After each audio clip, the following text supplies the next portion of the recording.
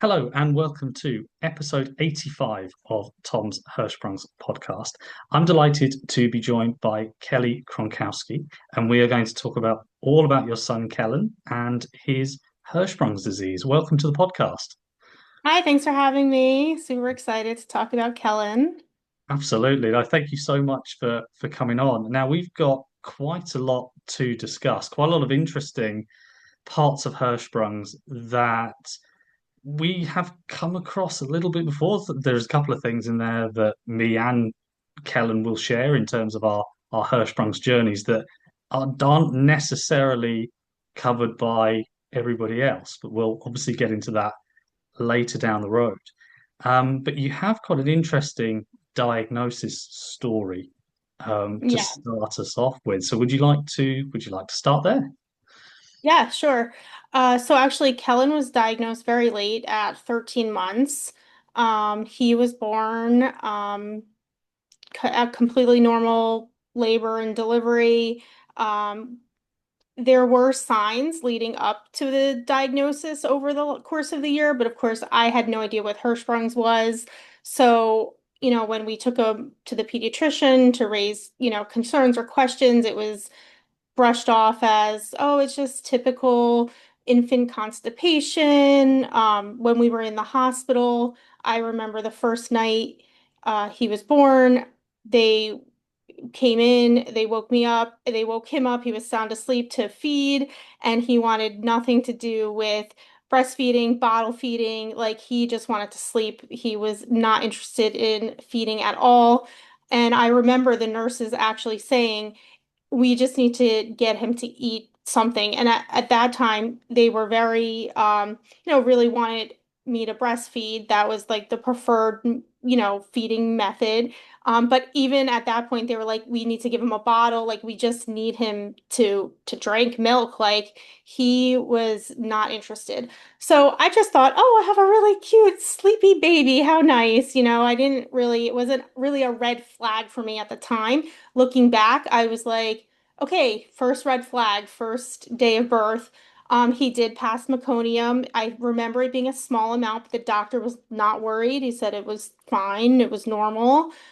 And then we brought him home from the hospital. And I remember that first day, he only drank 35 mLs of formula the entire day, which is hardly anything. And I called the doctor in tears because I knew as like a mom, and he's my second born, I have an older daughter. So I knew that like that was not normal.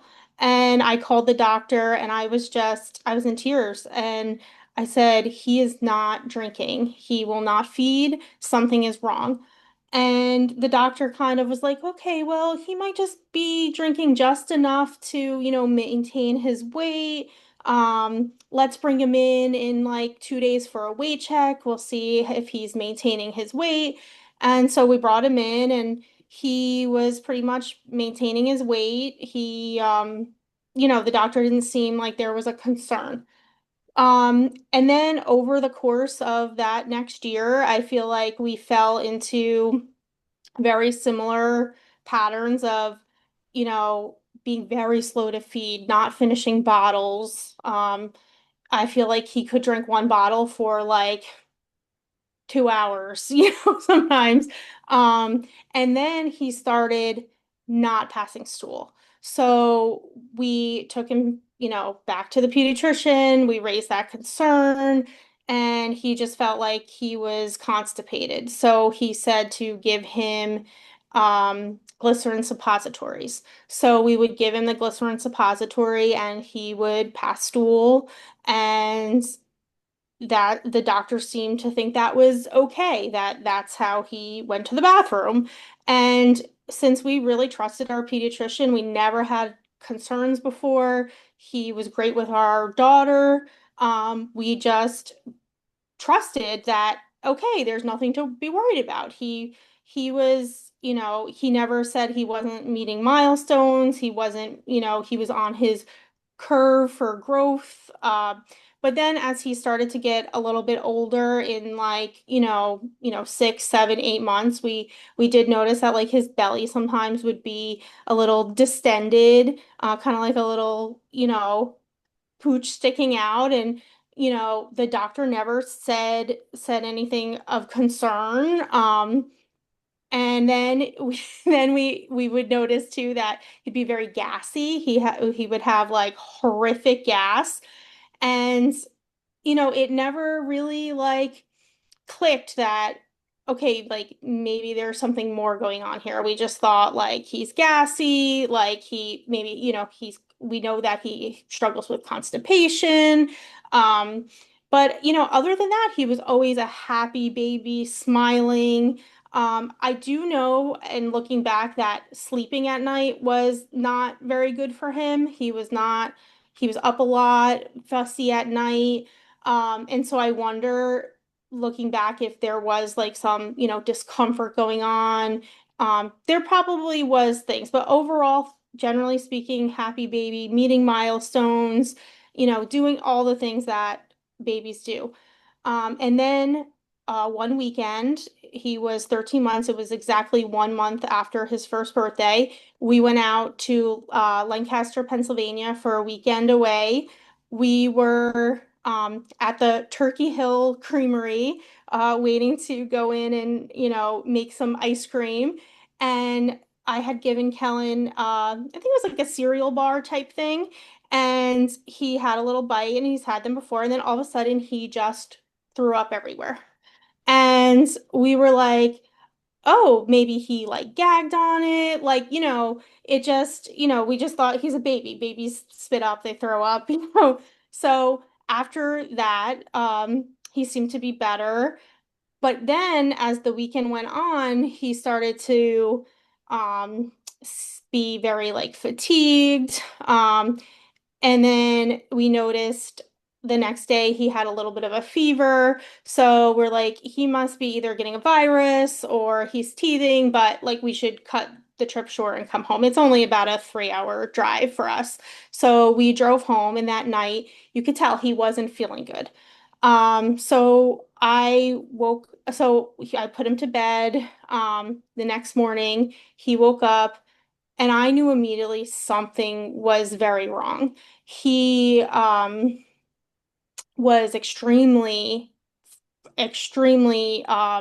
lethargic, and he would not take a bottle. He was just like clinging to me, and I called the doctor, and I remember using that word. I was like, he's very lethargic right now.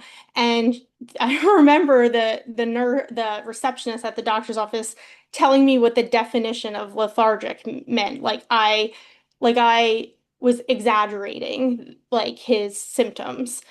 And I remember calling my mother and my sister and saying something is wrong with Kellen. Like I was just hysterical. And they're like, "Well, take him to the emergency room." And I was like, "Well, I have an appointment for the like early this afternoon. Let me see what the pediatrician says." Because I thought maybe I am, it isn't as serious as I just had this gut feeling that something was wrong. Um, and my mother-in-law, she's like, she came over, and she saw that he was not doing well, and was like, let me come with you to the doctor. So we go to the doctor, and he's just laying there. He's like really just out of it. And the doctor again was like, he must have a virus, and with the constipation, he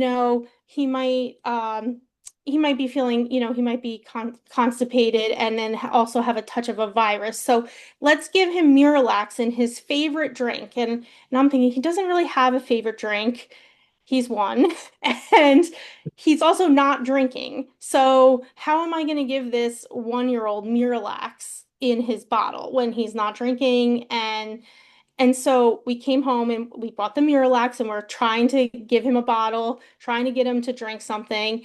And I remember it was about 5 or 6 o'clock at night, and my husband walked down the steps, and he looked at me and was like, I think we need to take him to the emergency room. And like that's all I needed was like someone else like to say to me, let's go to the emergency room. And I was like, oh yes, let's go.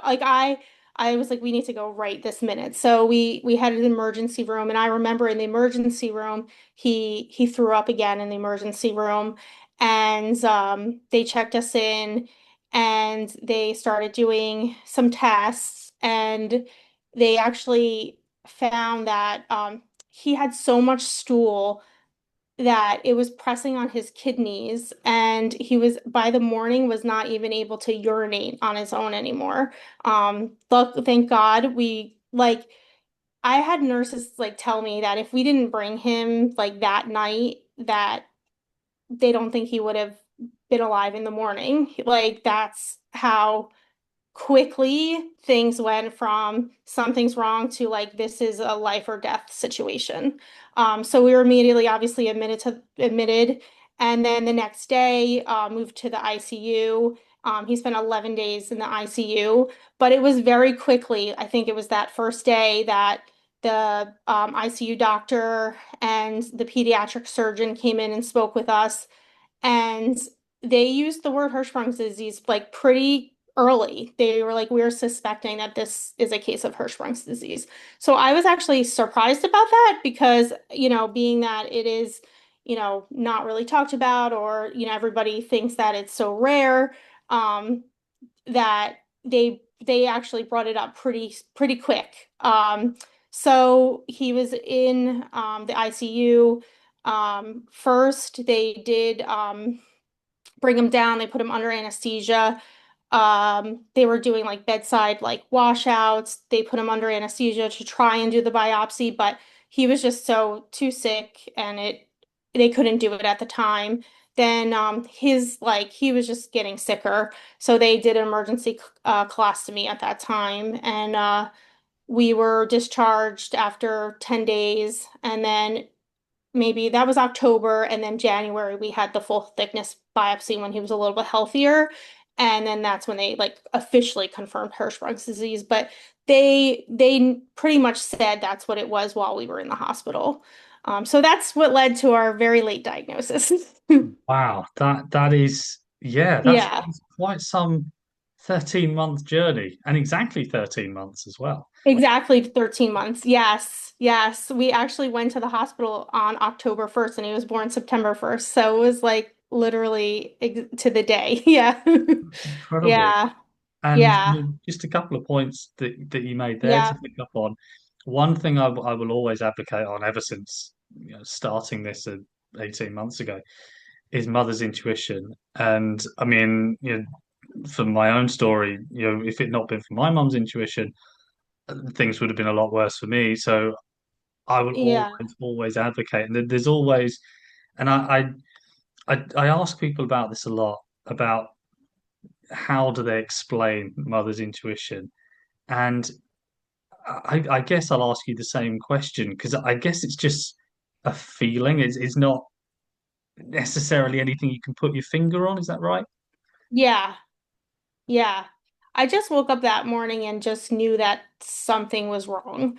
Um, and I think there's this like battle, right? That you you don't want there to be something wrong, right? But you kind of know that there is. So it's almost like you're like, at least for me in that moment, I was almost trying to like push those feelings down a little bit because I'm trying to convince myself, like, okay, maybe he's just teething. It's just a virus. Like he's just sick, and um, but there is just this deep gut feeling that you just know, right? You just know that there is something wrong. So yeah, yeah, I can't really put my finger on it. I just knew that there was more going on. Yeah. And you said as well that you'd been back and forth to emergency rooms, to appointments, to go and see pediatricians and doctors. Yeah, And apart from at sort of the very end of the diagnosis, nobody had mentioned the word Hirschsprung's to you like at all. at Did all. they say once they had figured out that it was Hirschsprung's and that they had mentioned that to you, was there kind of an acknowledgement that they'd got something wrong or an apology, or was it just kind of brushed? No, the pediatrician, um, it's funny, they very quickly started to kind of backpedal a little bit. And actually I heard the doctor was like, wow, he wasn't this sick yesterday, or um wow, it's how quickly like that turned around. Like he just was very almost like even when because the doctor that we had seen that day and that came to the hospital and said that he was not our normal doctor that we'd see in the practice. He was, and so I actually called our regular doctor and I said, oh, they're telling me they wanted me to give permission to move him to the ICU unit. Like, and at that time I wasn't sure what was going on. I was like, is it that serious that he needs to go to the ICU? I just want to get your thoughts on what's happening. And he even downplayed that, like, oh, well, I think they just want to make sure that he's okay. I think it's more precautionary. And in my head, I'm thinking, you don't put a baby in a pediatric ICU if it's not that serious. So I really do think they were still like downplaying. Actually, it got to the point where I just asked the hospital. I said, I don't want to see the doctors anymore. I switched pediatricians after that. And I just asked them not to come back because it was got very upsetting. And I knew that they kind of missed this. They missed it, right? They didn't even explore that there could be something else going on here. They didn't send us to a gastroenterologist or any kind of specialist. They just said, oh, it's infant constipation. It's okay that he's using a suppository to go to the bathroom. And that was that. And I guess because he was, holding his own as far as his health, he it just got dismissed. And what's actually very funny is when he was 4 months old, and I say funny as in ironic, when he Yeah, was not four half months half old, funny. he went he went to the hospital because he had the flu. And I was concerned about dehydration. And when we took him to the hospital, he had a chest x-ray. And when they pulled up his records when he was in the ICU for the Hirschsprungs, the pediatric surgeon was actually pulled up those old X-rays, and would you know that they could see the Hirschsprung, like they could see that he had megacolon on that X-ray. Wow. And they So never, he could have been diagnosed at 4 months. Yeah, and yeah, they because they weren't looking at the colon, they were looking at the chest, right? Because he had the flu. And it wasn't until they went back and was really like looking at the full picture that they could actually see that he had megacolon, like so yeah, it that when they told me that I was like what? You know, yeah, yeah. because, it was going on since birth. That's why he wasn't feed. And that's when all the dots started clicking for me. And I was like, oh, so that's why he wasn't feeding when he was first born. And that's why he can't go to the bathroom without the suppository. And that's why he's very gassy. Like I I didn't know. And I think there's like obviously I feel like there's guilt there, of course, because I'm like, maybe I should have pushed harder. Maybe I should have known, right? But how could I have known? I didn't know what Hirschsprung's was. They don't say, they don't explain, oh, we're so concerned if your baby passes meconium because we're looking for Hirschsprung's disease, right? They don't say that. No, no, I mean, there's absolutely no way, especially, I mean, especially, I presume as well, there's no Hirschsprungs in the family or whatnot. So No, there would be no way that right. you would ever suspect this very rare one Yeah, in 5,000 odd condition yeah, that right, nobody's ever heard of. Not really. right, I mean, right. there's absolutely no way that that would fall at your door at all. Yeah, right, right. Not at all. So, yeah, yeah. But So it's, I just can't believe like he went 13 months, right? Without us knowing. That's a long time.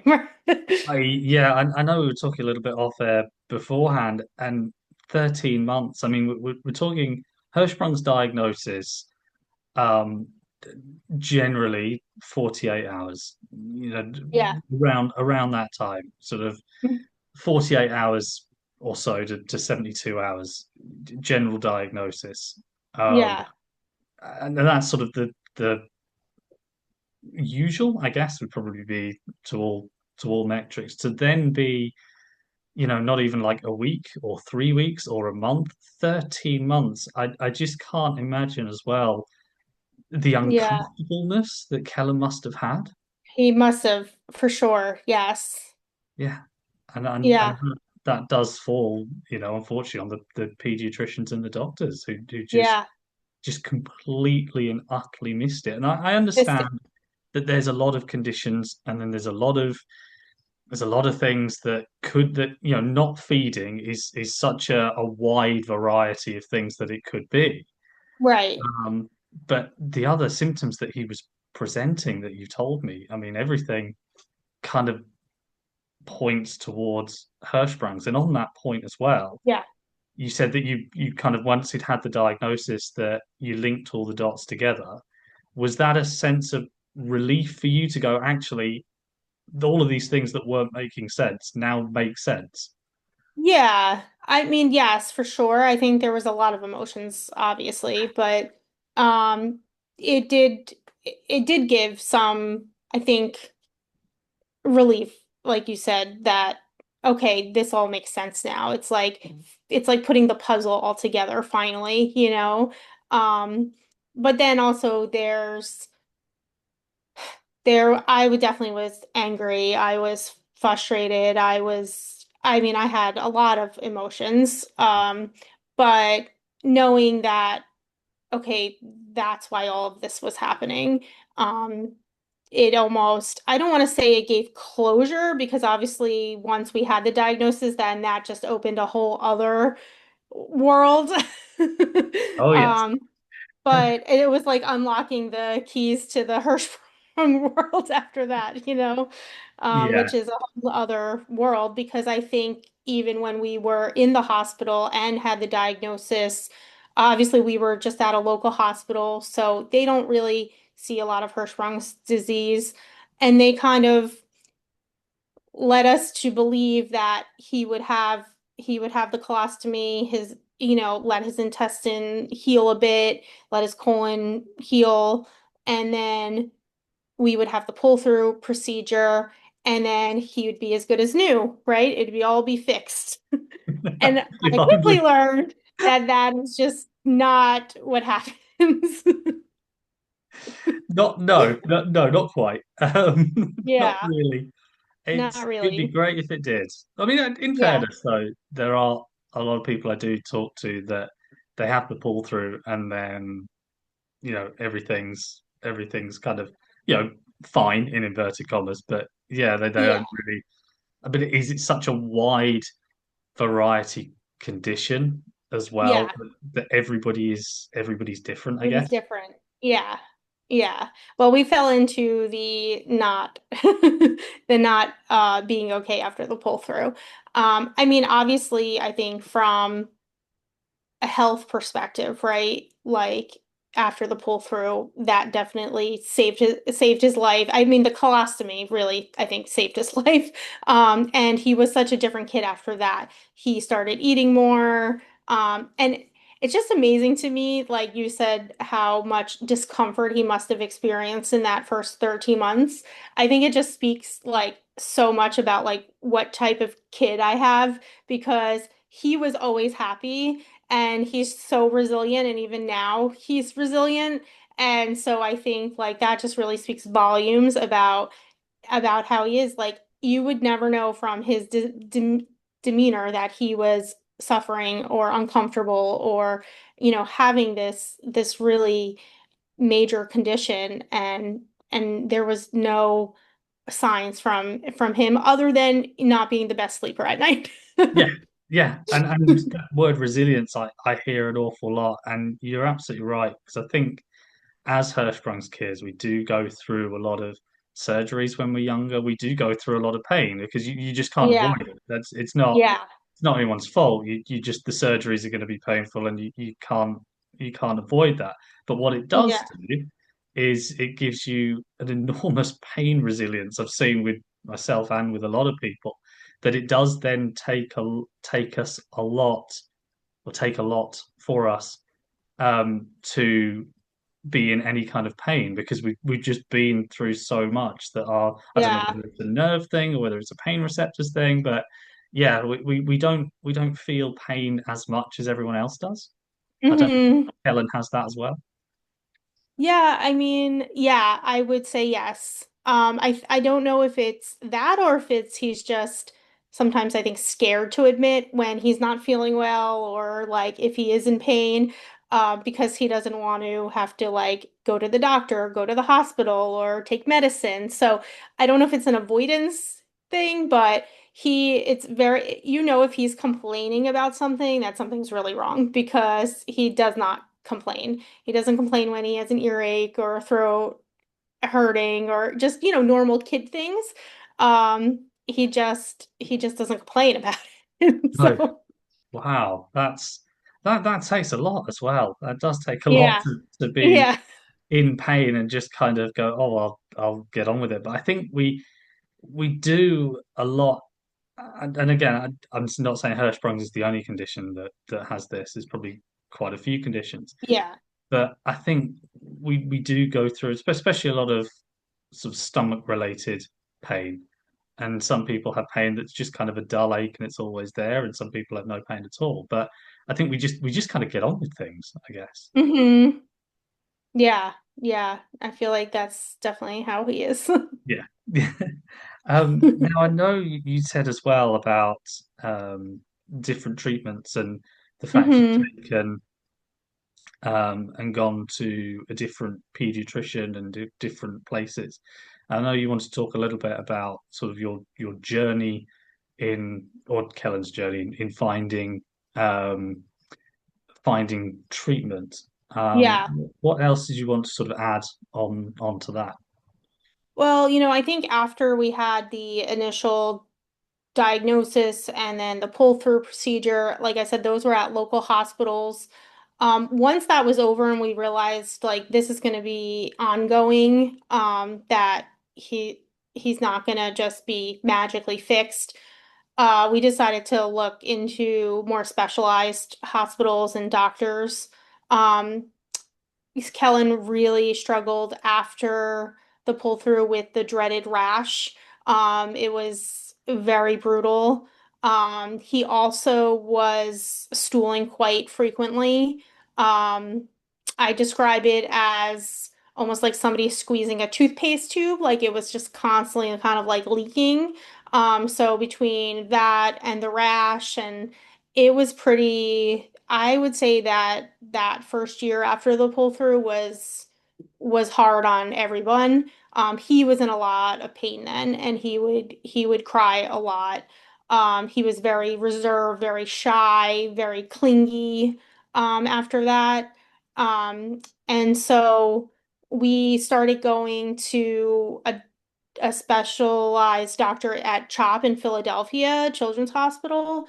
Um, and that's when he first brought up possibly having Kellen get a Malone, a MACE done. And I think we were uncertain at first. We just felt like, is that too extreme? Does he really need it? Like, we kind of explored at one point some medications, which he didn't really tolerate very well. Um, and then actually from there, we decided to take him to Washington to Children's National to see Dr. Levitt. I think like just as I've been in kind of the Hirschsprung's community and exploring on like different Facebook pages, obviously Dr. Levitt comes up very frequently for good reason.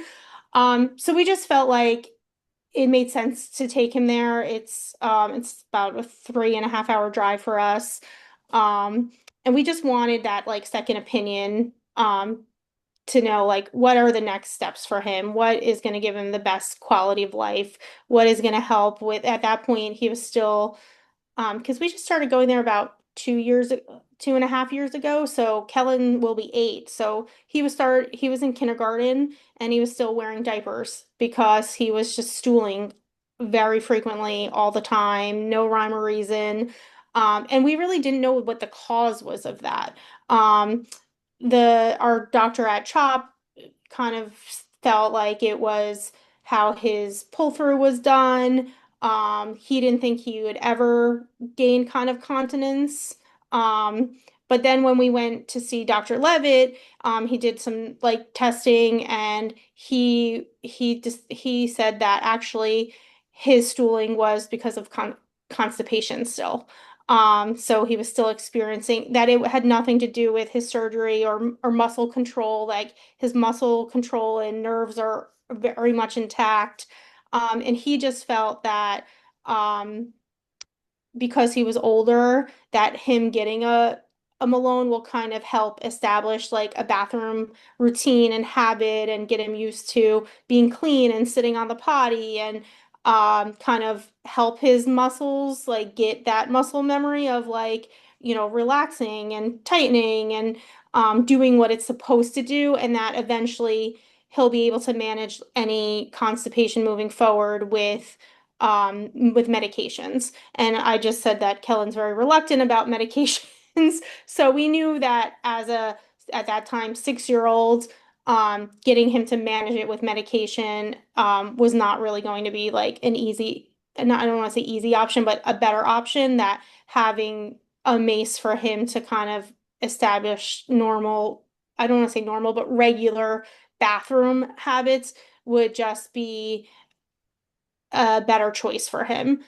So that we ended up getting a MACE put in 2 years. It'll be 2 years. It actually just passed 4th of July weekend, so he's had that since. Fantastic. And I think there are increasingly a large amount of people that I talk to who are either going to or thinking about having the mace or Yeah. have the mace and want to share their experiences on it. Um, hmm and for Kellen, I think there'll be a hmm lot of people who will be very interested to listen to this part of Yeah. of our discussion and probably would like to know really sort of how sort of 2 years down the line, how is Kellen finding the mace, Yeah. and what does he feel about it? Yeah. He loves it actually. Um, up until I would say he loved it for certain reasons at first and hated it for some reasons at first. Um, at first we decided, so there's two options, right, with the mace. You can either self-catheterize, where you insert the catheter into the little stoma in your belly button. His is in his belly button. I know I know some are not placed in the belly button, but typically I think they are. But that's where his is. And so we would self-catheterize in the belly button. And then the other option is to have a device insert it into the belly button permanently, not permanently, but it doesn't come out. It stays in there, during the day. A Mickey button or a mini ace. At first we had the mini ace, but it fell out after like 2 weeks. And being that we're like 3.5 hours away from the hospital, we're like, we cannot have this falling out and then scrambling to get to Washington to have it fixed, and Kellen would freak out. So that's when we started using the catheter, because I was like, oh, this is actually pretty easy to do. But the problem was that Kellen got some like granuloma tissue forming, and cathetering started to become a little bit more difficult. It was kind of resisting, and he was getting very upset about it. So he did not like that part. He did love the part about the ace where he could wear underwear and not be in a diaper and not be different than his kids, his classmates, and not constantly like need to get changed, and that he could go to the potty and it would keep him clean. And so he loves that part about the ace, and he actually really understands that part. I think being like a little bit older, the part he hated was when the catheter was challenging to get in.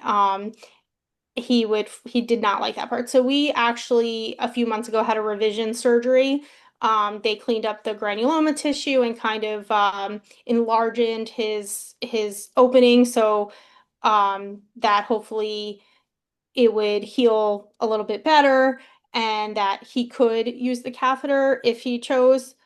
In the short term, they did put in a Mickey button, which we've had zero problems with. It's much more stable than the mini ace. It has not fallen out since we've had it inserted. And he actually really, I was nervous because obviously that is something that you can visibly see. Whereas like realistically and hopefully the catheter option, you could just have your belly button and you can't really notice that there's anything there. Um, and but he doesn't care. He loves it. He doesn't mind it. I was telling you earlier, he goes swimming without a swim shirt around other kids. It doesn't even dawn on him. He just thinks it doesn't faze him. And I will have to say, I was concerned that like other kids would ask, "Oh, what's that?" They didn't even notice. They didn't even notice that he had something on his belly when they could care. And if they did, they didn't say anything. So he really loves it. It's really given him a sense of independence. He's getting to the age, he'll be 8 in September, so he can do a lot of it himself, which I think he can do more with the Mickey button than he could do when we had to cath him. So he does a lot of that himself, connecting it, disconnecting it, doing a patency flush. He can do all of that by himself now, and I think it just gives him that independence. Of course, like, are there challenges? Yeah, because he has to sit on the potty for like 40 minutes a day. Usually it's about, and sometimes we're tired or we're busy playing or we don't feel like doing it. But more often than not, he knows that's a part of his routine. That's going to give him freedom the next day to not worry about having accidents and be a normal kid. And off he goes doing what all little boys do. So I really think that was the best decision for our family. I don't know what the future will hold. Like, I'm hoping that as he gets older, maybe he won't need it. We're hoping that once he gets more comfortable with the thought of taking medication to kind of, help with any constipation that he may have, that he'll be in a good place and be okay to do that. But, we'll keep the mace intact for a while or for as long as he wants it or needs it and just take it as it comes because that's all you can do with this. Absolutely. So, And I think as yeah. well, when people talk about stomas potentially, they see, and when they see stomas on Instagram and what have you, they think about like huge, great protruding Yeah. stomas. But the Yes. ace isn't like that, is it? No, it's tiny. You can't even, it almost looks just like an outie belly button, I guess you Yeah, would say.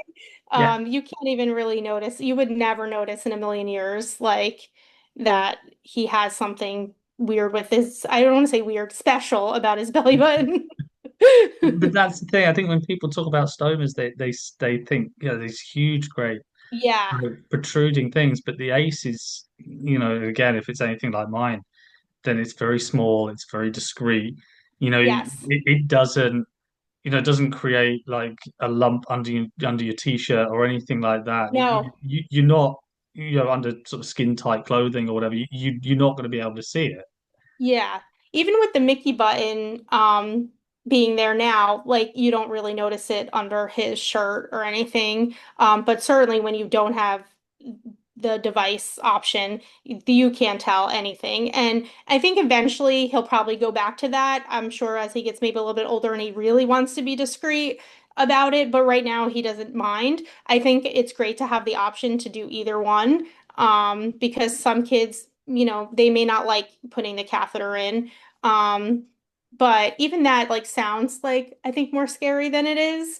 I think it was if when it went in as it's supposed to, nice and easy, it was great. But it was just when we were having like a little bit of struggle, like getting it in, that he just would get very upset. And of course, the more upset he got, the more he would tense up, and then the harder it would be to get it. So if he can relax about it, I think when he's a little bit older and kind of do it himself, because would tell him like I can't feel your body. So like you need to tell me like is it going in the right way? Is it hurting? I think when he can do it on his own and kind of guide it in and he knows if it's going in the right way, then that's going to be a great option for him because it'll be very discreet. So I'm glad we kind of I'm very happy with our decision. Um, you know, I think with anything though, there's like positives and negatives, and I talked about this with the doctor the last time is that it is challenging like when we're on vacation, especially with like a group like other family members, they kind of like don't understand that like we need to take out this time to do that. They're kind of like, let's go. We need to go to dinner. We need to do this. And we're like, but we need to make time for Kellen's flush. And I feel like that's probably the biggest challenge with it. But if that's the biggest challenge, then I think we're doing okay. That's what I was just about to just thinking that actually, if that's the biggest, then yeah, things seem to sound like they're going all right. And when you talk about the like the catheter and whatnot, we're talking about like the bowel washouts, correct? Yeah, yeah, So they're yeah. kind of, and is it still so?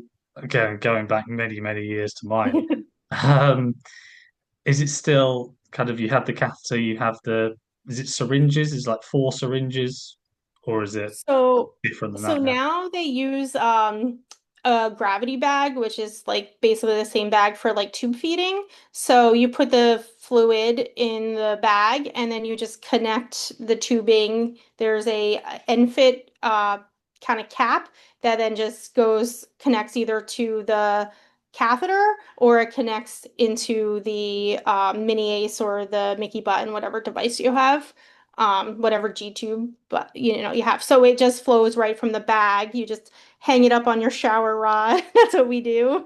Hang it up on our shower rod with a hanger, and then it just flows right in. So yeah.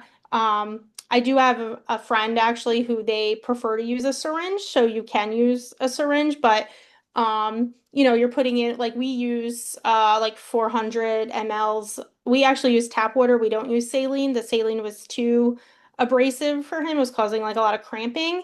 So we just use tap water and glycerin. I think that's the biggest challenge in the beginning is figuring out the right recipe. And you might have to tweak the recipe along the way.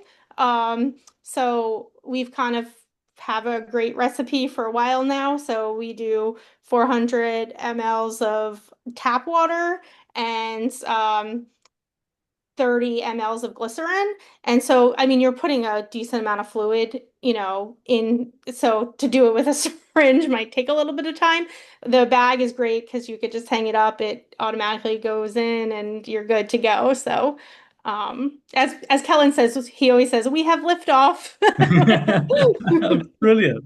Oh, that's really interesting because I haven't obviously done one of these for many years. Yeah, But to know that there are now different ways of doing the washouts and this, that, yeah. and the other, and I think that's great what you say when you find your own way of doing it and you go, actually, this doesn't work. And it's great that you have that option rather than going, well, you have to do this even if it hurts you type thing. Yeah, right.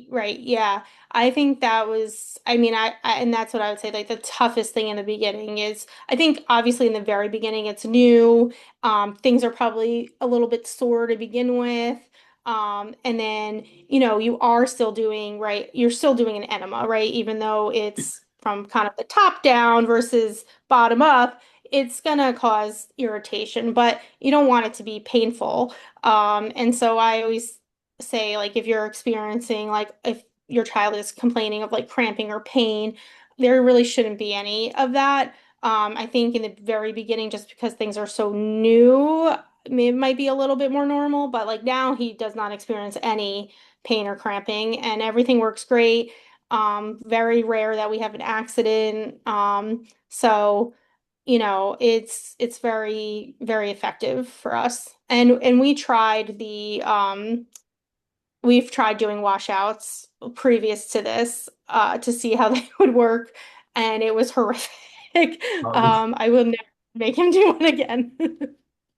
Like, That's really good to hear, though, that it he's getting on so well with them. And Yeah. just while we've got sort of 4 or 5 minutes at the end, um, Yeah. just I guess the last question is just in terms of the future. I know we've talked about the ACE and how well that's going at the moment. We've talked about I Yeah. think, 8 surgeries. You said Kellen's had Yeah. for his Hirschsprungs. What do you see future wise for Kellen? I mean, as far as Hirschsprung's goes, I think we're gonna continue with the ACE. I feel like that was a big surgery, and it took time to get adjusted to it. So I know, like my husband and I are in, and I think Kellen are in no rush to change that. Um, I think we're gonna take things as they come as he gets older. If he decides, we're kind of letting him lead his journey, I think, at this age. And when he comes to us and says, I don't want to do, I don't want to have my ACE anymore. I don't want to do washouts. I would rather do, um, I'd rather have use medication. Then I think we'll start exploring that. I'm hopeful that as he does get older, like teens to young adult, that hopefully he won't need much support at all. But I don't hold the cards for that, No, no, unfortunately. So we're just gonna take it as it comes, and other than that, like he's just gonna continue to be like a typical, 8-year-old boy and playing in dirt and running around and going to school and doing all those things. So, I am grateful that I think the first year of his life was probably the first 2 years of his life was challenging, but I'm happy to see now that it's pretty much just a normal life. So normal everyday life. brilliant. So Thank you. yeah. Well, thank you ever so much for coming on and Thanks for having sharing me. Kellen's story because it's yeah, it's been fascinating. It's always great to meet somebody else who knows what an ace Malone is or a mace as Yeah, well. yeah. Um, so it's Yeah. always good to chat about that because I haven't chatted about it for about 20 years. So it's Yeah, I love it. always very I good. love talking about it because I think the more we talk about it, the better it is for everyone, right? Like Absolutely. we need to spread the awareness. So I'm happy to be Absolutely. here. Absolutely. So yes, thank you so much for coming on, and I wish you and Kellen and all your family just the very best for the future. Thank you so much. It was so great meeting you. Thanks for having me.